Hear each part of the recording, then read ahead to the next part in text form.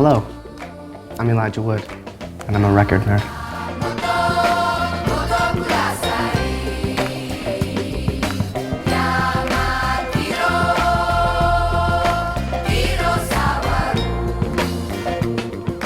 I grabbed this record called Soviet Funk.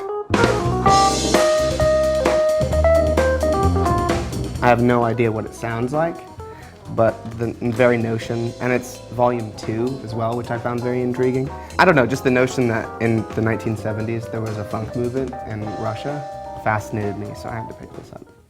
This is a reissue. I believe this is Gal Costa's first record.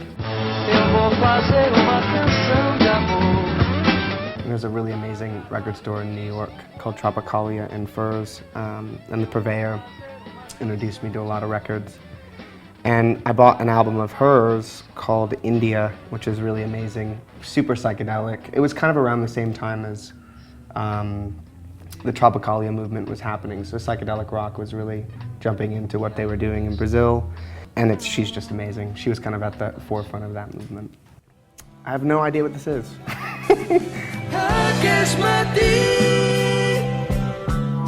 When you can spend, anywhere from $1 to $5 on a record, and you don't necessarily know what it sounds like, it's sort of like a minor investment to find out what it's going to be when the cover's so amazing. In sort of the 50s, 60s, and 70s, really odd, strange record covers were kind of the norm. I think it's a Spanish prog rock album, a Catalan prog rock record, so I'm sure it'll be amazing. Small Faces.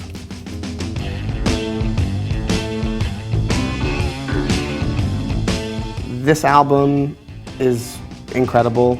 I mean, it's sort of the blueprint for the White Stripes in a lot of ways. Just an incredible band. Rod Stewart's voice is ridiculous. Probably one of my favorite blues rock albums. Just amazing. So I don't have it on vinyl, so I need to get that. The Raincoats.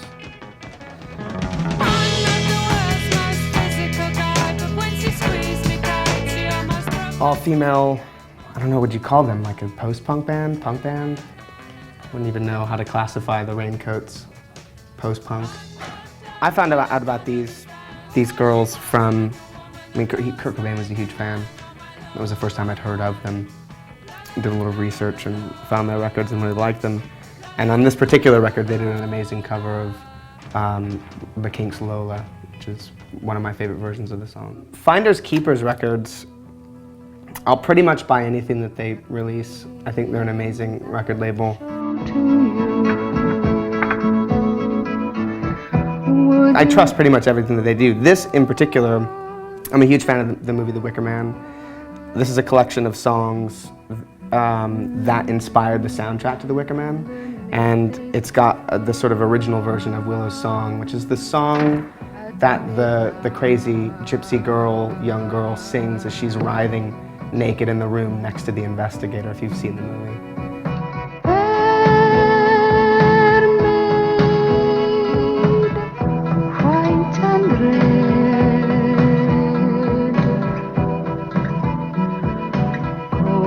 Smooth and stroke your hair.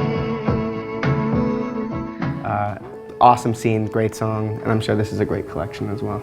So, I was in the Bo Diddley section. I grabbed a couple of other of his records, but I'd never heard of this one. Wake up, America. Breakin' Through the BS. This album was released in 1989. I'm totally fascinated. I have no idea what this is going to sound like. The back is pretty insane as well. Doesn't that look like something you'd see in like a notebook from some teenager like doodling at school? I picked this up. I have the song. So the Daft Punk obviously sampled Breakwater for Robot Rock. There's a song called Release the Beast.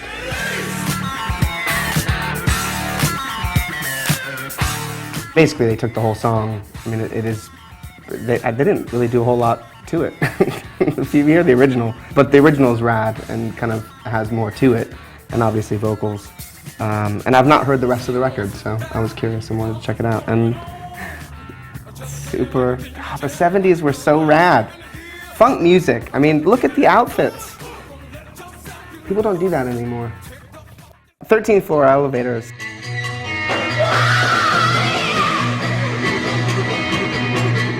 I don't own any of their records, and I've heard a number of their songs for years, but I've never really owned anything. And I have a few Rocky Erickson solo records as well. So I thought it was high time that I'd jump into this band, which was so hugely influential, and actually coined the phrase psychedelic rock, which is kind of fascinating. I guess I started buying vinyl maybe 13 years ago, 12 years ago, something like that. Putting on a record, it's so different, especially nowadays when we're so used to listening to music in a semi-schizophrenic format. You know, we barely listen to songs. Everything's MP3s or on some sort of digital format. But the thing about putting on a record, a vinyl record, is that by the very act of putting the needle on the record, you've committed to listening to it. And I really like that. It sort of forces you to pay attention in a day and age in which our focus is drawn in so many different directions. Thank you so much for talking with us. Thank you, it's been super fun.